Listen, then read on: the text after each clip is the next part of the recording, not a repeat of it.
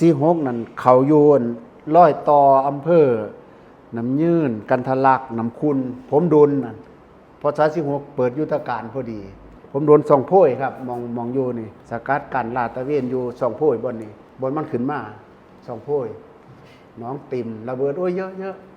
ก้าวไปบ่ได้หรอกครับแถวน้องติ่มแถว2โพยนั่น ตอนที่โดนเป็นไงบ้างครับตอนนั้น เราเพิ่งก้าวออกจากเส้นทางก้าวที่2นี่แหละครับมันตึ้งดังมิ่งโลดผมก็นึกว่ามันฝ่าผ่าต้นใหม่อยู่ไสมันดังปิ้งตึ้งอยู่หู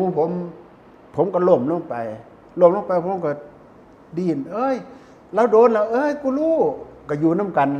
ทั้งหมดอยู่ไล่ทางน้ำกันนั่นช่วยเราด้วยเราโดนแล้วช่วยเราด้วย ตอนที่โดนนั้น มันไม่ลุกเจ็บมันเป็นซ่าๆครับ หลังจากนั้นเลือดออกเยอะกะ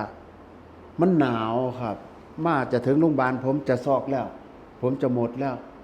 ผมจะซอกผมสิตายแล้วครับ มันหนาวหมอช่วยเต็มที่ หมอช่วยเต็มที่ หมอจะตัดตกแต่งทำใส่ขาเทียมนะทำใจนะได้ยินแต่เสียงตัด เอาเลื่อยตัดดังแจกตกแต่งขาหมอตัด ตรงนี้ ครับมันก็โดนขาเดียวนี่แหละ แต่ไอ้ฝั่งนี้มันไม่โดน ไม่โดน มันโดนขึ้นมาข้างล่างนี่โดนมาหมด